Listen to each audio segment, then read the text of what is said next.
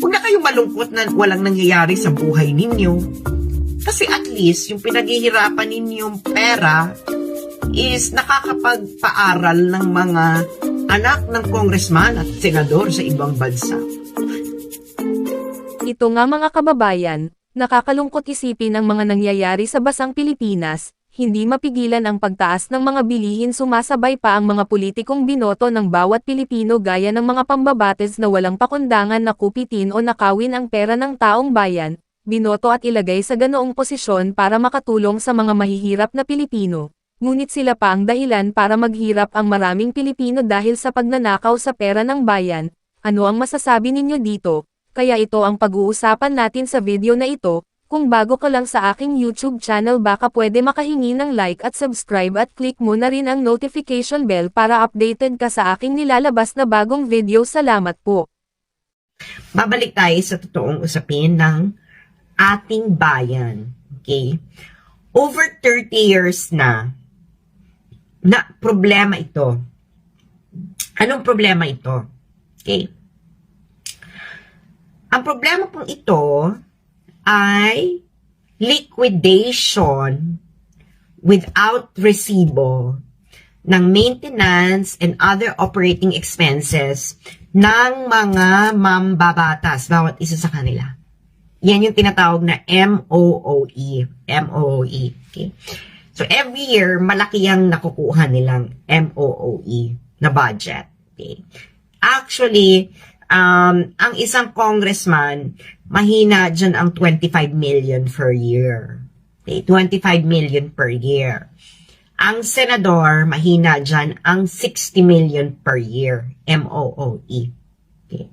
Ngayon, ang patakaran po dyan sa Kongreso, ang liquidation po niyan ay by certification. Ano ibig sabihin ng by certification? Okay? By certification. Ibibigay sila yung pera, isi-certify lang nila na yung perang yan ay ginamit dito. Gano'n lang. Hindi po strict ang auditing. Wala po silang individual COA audit. Okay? Liquidation by certification lang yan. Yan ang tawag, liquidation by certification. So sa makatuwid, mga kababayan, every year, kayong mga Filipino taxpayers, binibigyan nyo ng pera ang bawat isang senador na mahina ang 60 million per year at bawat isang congressman na mahina ang 25 million per year. At majority niyan ay liquidation by certification. Kasi yung iba dyan is sweldo lang nila. Liquidation by certification. Hindi po transparent ang kanilang paggastos ng pera ninyo. Papayag ba kayo, no? Ha? Papayag ba kayo nun sa ganitong gawain? Ay kung papayag kayo sa ganitong gawain, edi tumigil na tayo. Okay na yan. Bumoto na lang tayo ng ng paulit-ulit na ganito at ganito pa rin yung sistema. Kung ayaw natin palitan yung sistema, o di okay lang para sa atin yung ganyang sistema na hindi malinaw ang accountability ng bawat isang senador at bawat isang congressman. Okay? Halimbawa, itong traveling expenses ng House of Representatives. Okay? Ang nakabudget po sa kanila for 2023, 2,066 million. 2,066 million.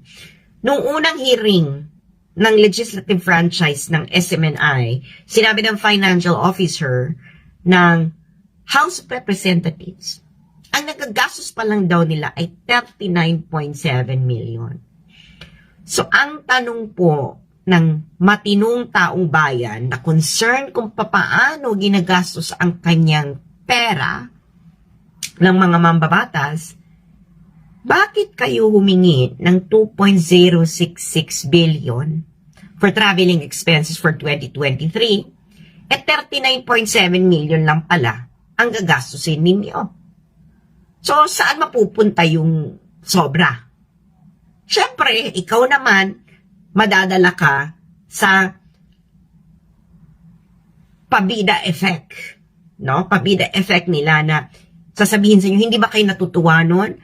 2 billion 66 million ang hiningi namin, pero ang ginastos lang namin ay 39.7 million. So, sasabihin sa'yo, di may savings pa. So, alam mo kung saan napupunta yung savings. Sa tingin mo ba, yung savings na yan, babalik sa kaban ng bayan? Hindi. Usually, yung mga savings na yan, ilalagay nila yan sa ibang nakalagay doon, ibang line item doon sa budget. Okay? Or paghahatian nila yan at the end of the year. Okay? So, imagine, 39.7 million ang ginastos nila for traveling expenses ng 2023. Pero sa 2024, hihingi pa rin sila ng 1,300,000,000 for traveling expenses. Kung ikaw, matino ka, bakit ka hihingi ng 1,300,000,000 for traveling expenses ng 2024, kaya ang ginastos mo lang pala ay 39.7 million. Diba? So, galawang kupit ito. Galawang kupit. Bakit ngayon malakas ang loob nila na gawin ito taon-taon? Una, wala naman kasing makakapigil sa kanila. Dahil sila rin po ang nag-a-approve ng budget nila. So, nasa kapangyarihan po kasi ng Kongreso ang mag-approve ng budget. So, ngayon, yung budget ng Kongreso, sila ang maglalagay at sila rin ang mag-a-approve. Nagigets ninyo? Sige ng unang dahilan. Ikalawang dahilan, pag binangga mo ang Kongreso, babalikan kanila ng bonggang-bongga, super bongga. At nakita na natin ito sa pamamagitan ng ginagawa nilang kay Eric at Doreen. Diba? So, binangga nila ang Kongreso, so nabangga sila ng bonggang-bongga, sobrang bongga. At ikatlo, wala naman kasing pakialam ang taong bayan sa galawang kupit na ito. 'Di ba? Walang pakialam ang taong bayan sa galawang kupit na ito. Can you imagine? Over 30 years na ang problema. Over 30 years na ang problema. Walang pakialam ang taong bayan. Kaya ang mga mambabatas ay mananaba na lang sa perang pinaghirapan ninyo. So, wag na kayong malungkot. 'Di ba? Huwag na kayong malungkot na walang nangyayari sa buhay ninyo. Kasi at least, yung pinaghihirapan ninyong pera is nakakapagpaaral ng mga anak ng congressman at senador sa ibang bansa. Diba? At least yung perang pinaghirapan ninyo nakakabili ng mga designer bags ng Louis Vuitton, Hermes, Goyard, ng mga kabit, asawa, anak ng mga congressman at senators, di ba? Yan naman ang katotohanan dyan. Wala naman talagang pakialam yung taong bayan. Kita mo tong media.